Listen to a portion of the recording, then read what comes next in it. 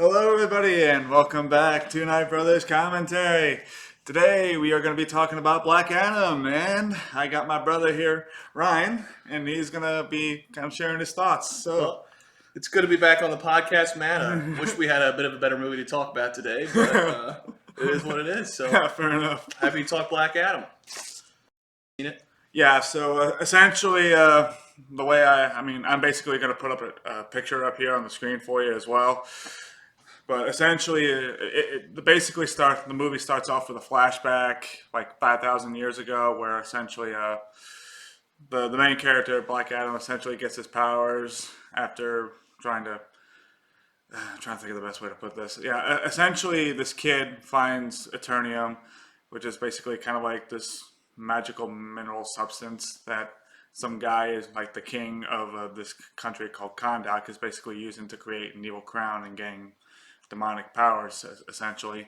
And essentially, the kid basically becomes Black Adam, and then basically just kind of kills the king. Fast forward 5,000 years, and basically you have this this professor. I think Adriana was her name, if I remember right. Yeah. Mm-hmm. Trying to think about. Yeah, essentially they find Black Adam's tomb and they liberate him, and essentially the movie just kind of basically goes from there. Essentially, Amanda Waller calls in the Justice Society of America to basically bring in Black Adam.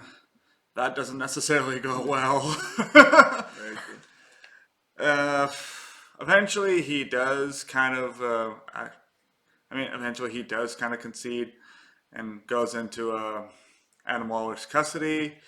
But eventually, this one guy who's basically the leader of Intergang, I think Ishmael was his name. Was that right? Yeah, something like that. Yeah. Yeah. Essentially, he basically becomes this evil demonic demon called Sabak. Admittedly, I'm not really familiar with Sabak's character in the comics. So by all means, correct me in the comments. But essentially, he's kind of like the really evil version of Shazam, just based on how we saw his powers work. Yeah, there were a lot of characters in this one. A lot that I didn't know even from the DC universe. So if you're not familiar with everybody, you're definitely going to be seeing some new characters. Yeah. I mean, in all honesty, I thought this movie was garbage. Yeah, to put it lightly, there's some good points, and we were watching it the other day. It's been about 2 days since we watched it, and there were points that we enjoyed it and liked, but yeah, overall, it was not a. Here's the thing, I think, in all honesty, the JSA does have some impact on the movie, but two of those characters were completely worthless. They did not add anything to the story at all. Cyclone and Atom Smasher did not add anything to the plot. They were of literally like no relevance to me. I mean, you could have just taken them out, and honestly, the movie might have been better for it. Yeah, they were tacked on to try to provide some of that MCU almost flavored humor to this movie, and the DCEU is not great at doing that. It really isn't. It really isn't. Typically. So yeah, they didn't really work for me either. I don't think it was necessarily either the actors or the actress's performance, but they didn't have any relevance, and were just really tacked on in the final battles and the battles in the middle. Yeah, I mean, in all honesty, I would say Pierce Brosnan as Dr. Fate, Kent Nelson, was actually okay. He had the points. I think that's where you and me agreed. Like, he had some points in the movie where, although predictable at certain areas with some of the twists at the end, was pretty enjoyable. He was probably one of the better characters of it, especially in the Justice Society. He worked the best for me. Yeah, fair enough. I mean, Hawkman was okay in my opinion. Well. I would say, I kind of understand where he's coming from with regards to like the traditional hero mentality, like the hero the traditional morality, if you will, with regards to like, I don't know, just behaving morally and ethically when it comes to dealing with bad guys, really. Yeah. Whereas Black Adam really didn't have that. Correct. Another problem that I really kind of had with this movie was the fact that they kind of really revealed the villain too soon. Yeah, and here's the thing. I want to kind of explain myself first. Go, yeah. Yeah, essentially what I mean is like after Black Adam kind of escapes from his prison, you basically have Ishmael, like I said earlier. I mean, you basically have him kind of emerge out of the rubble, almost pretty much unscathed, Yep. and basically call to his intergang folks over the radio saying, "Hey, what's going on? Like, dude, like I told you to make it look good, not necessarily almost kill me." Yeah. Mm-hmm. And to me, that was like, oh my god, are you kidding? You just had to reveal the villain that early? Mm-hmm. If anything, they should have saved that for the kitchen scene. Well, where Amon kind of comes into the kitchen and he sees Ishmael there, and basically Ishmael kills Kareem. Spoilers. Yeah. Well, almost kills him, honestly. Yeah. He probably should have died, in my opinion. That's another problem I have with the scene, just because it would have added a lot more weight and gravitas to the scene. Yeah. It's like, okay, this is serious. Whereas the guy basically just living, just honestly doesn't add anything. Correct. And I can add on that, my problem really with the villain was just, it was another classic underdeveloped villain that the DCU has thrown us a million times. Where they don't really give you any about the motivation. He's kind of just tacked in there, always in the background of the movie. He doesn't really do a ton.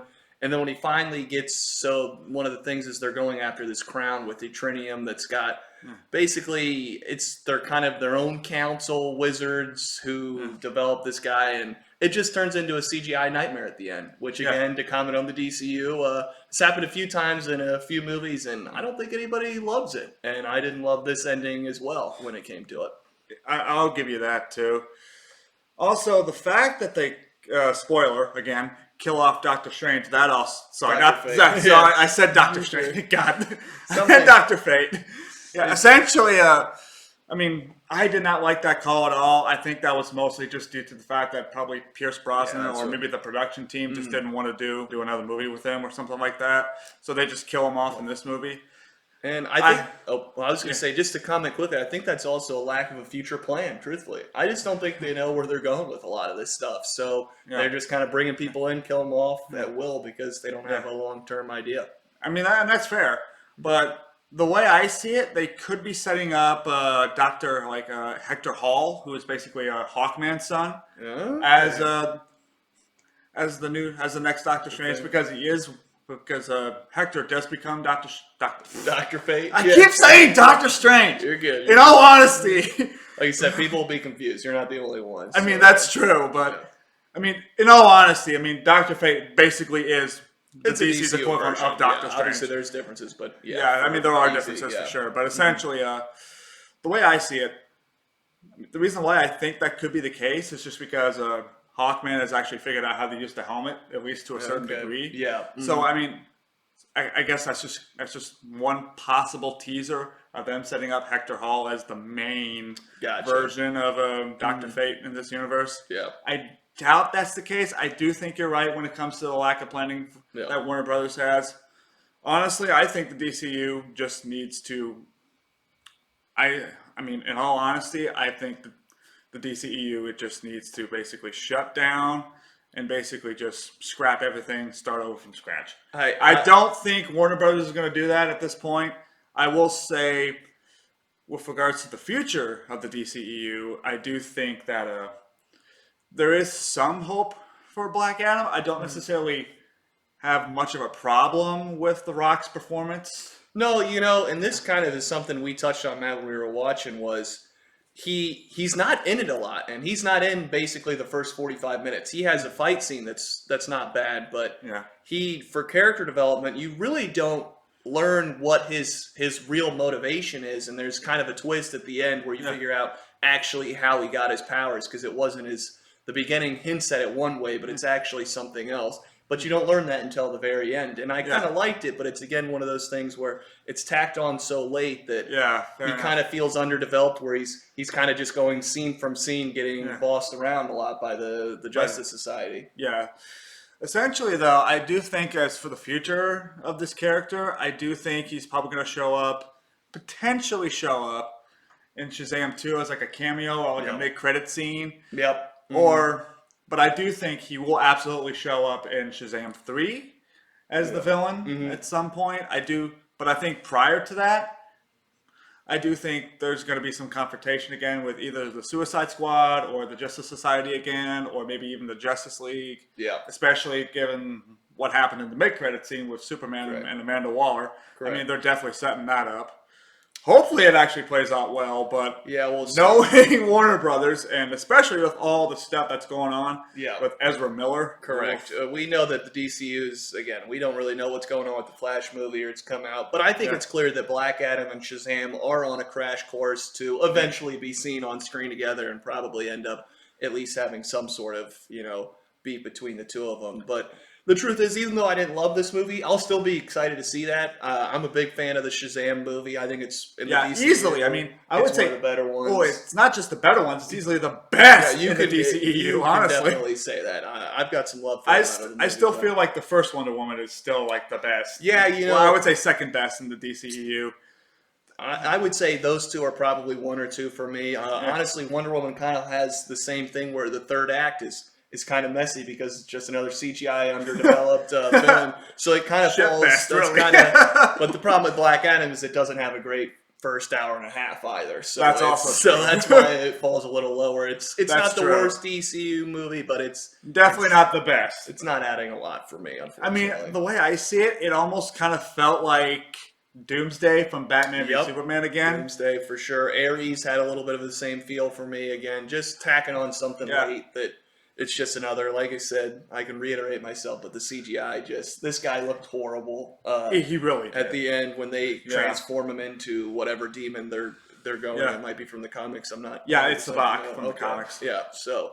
But it didn't look good, and it really didn't. There was just not a lot of weight in the fight because you weren't. There just wasn't because I mean, I don't know. The way I saw it, it's just like we already know that Shazam is going to win. Yeah, I mean, we just know that. Black Adam, but yes. Oh right, God. No, you're good. Yeah, because we knew someone was probably going to die from the JSA just because of like the not subtle foreshadowing at all with Dr. Fate, but. Mm-hmm. But I mean, we all knew like what was going to happen. We all knew Black Adam was going to come in and save the day, essentially. Kind of be an anti-hero throughout the movie. Yeah, the way I see it, they're going to try to frame Black Adam as like the equivalent of like what they're doing with like what Sony and Marvel are doing with Tom Hardy and Venom. Yeah, I mean, it's definitely going to have like it kind of had a similar feel, but honestly, not as good. No, well, here's the thing: I enjoy Tom Hardy as Venom, I really do. Mm-hmm. I will admit that some of the other characters in his movies don't really add up. I feel like Riot from the first one was just terrible, personally. But I can say I have more fun with the Venom movies than I did with this one. The Venom movies are ridiculous and have as many flaws. And if you like this one more, I'm not going to argue in any sense, but I have more fun with the Venom movies just because they're admittedly more dumb. They lean into it a little bit more, where Black Adam's taking itself very seriously. And to comment, this is one thing I wanted to bring up. Adriana, who's a mother in this movie, is very unconcerned with the safety of her kid a lot through this movie. My God, it's so bad. This kid is basically running through a war zone, and his mode of transportation is a skateboard the entire time. And she just lets him go through all this danger, and not only that, but she also gives him the crown. Yeah, she also midway puts through the him movie. She puts him in danger. It literally puts him in danger because of that. Yeah. So usually in these movies, the moms are way over concerned, almost too dramatic, but they went the other way, and she was ready to let him do whatever and put him in some serious danger. So. Or at the very least, was just very neglectful. Yeah, correct. So I just thought I had to point that out because it was something you don't see. It's not a cliche in the comics. It really isn't. It's really not. Yeah. So it was funny to see a little. At least that was a little different, and I had fun with it. And as you can tell by a lot of our reaction, I think we had fun with some of the bad parts of the movie. For sure. Absolutely. Yeah. I mean, with regards to Atom Smasher, I mean, you can see what they were. I mean, they were kind of trying to pull off a Deadpool with all the facial, facial mask animation. Mm-hmm. I mean, say what you want, but that guy was no Ryan Reynolds. Ryan Reynolds, really pulls off Deadpool in a way that I don't think anyone And we've else seen can. a lot of people try to emulate kind of what he does, but when you're trying to emulate someone who's the best at what they're doing, that's tough to do. It really is. I mean, it just did not. It just didn't work, Yeah. Mm-hmm. And Cyclone, it's like, what was she doing in this movie? Yeah, again, it was just like they Was wanted. she really even necessary? It felt like they couldn't throw the Justice Society out there without having 4 characters in it, when really only 2 of them affected the plot at all. Oh, absolutely. And the others were just tacked on as battle pieces. Yeah, and literally. some friendly banter. But at this point, I think in Yeah. comic book movies, we're almost sick of this pointless friendly banter that we Oh, get. I know. Like, We get I a mean, lot of. I mean, say what you want about Marvel, but at least it kind of feels earned just because. Well, at they've got least some good Disney ones. and like Marvel Studios. They really took the time to like really Build kind of it like up, yeah. build up their characters and the story and all that. Whereas DC, they really did not do that Yeah. at all. So, yeah, it does Yeah. feel just tacked in there a lot. Yeah, so essentially, like, I think overall, I mean, it's not the worst superhero movie that we've seen. No. It really It's isn't. not even the worst DCEU movie. We've got some really bad ones out there, but Yeah. it just doesn't. Again, for the future of the DCU, you just look around and you go, "Where are we going?" I like some of the some of the main, like Wonder Woman's good. I think Jason Momoa's Aquaman is good. Yep. Henry Cavill coming back as Superman seems to be pretty well received, but Yeah. it still doesn't feel like any of those characters have a future or a coherent art or where it's going. Yeah, absolutely. And like I said, Shazam. I know Shazam 3 is coming out, and Well, Shazam 2 is coming or out. Shazam 2. My But apologies, yeah. but the way, I mean, I still think Shazam 3 is all but confirmed, especially if the movie does really well, which I think it will. Yeah, I definitely think it will. I think Black Adam did well. I didn't look at all of it, but I think even it did pretty well at opening weekend, which it's good to see still for the DCU. But Yeah. I mean, so how would you like to wrap this up? well, I can say just comment on Black Adam. I would give it a thumbs down. Unfortunately, the DCU as well received the same grade. I hope for better days and something to come together. I know they're still trying to shake stuff up, and we've got some returning characters in a looming Flash movie that we may or may not get. But hope for the best. But this is kind of what we received the last couple of years from them. Yeah. All right. Next time, we're probably going to be, I mean, on this channel when it comes to the DC movies, I think, probably the next movie we're probably going to review would be Shazam, and then followed by Aquaman. Yep. We might try to do some of the earlier movies as well. Yeah, we can go look back at some of the old ones. Yeah, just kind of give our thoughts and opinions on that. But until then, Night Brothers Commentary, signing out.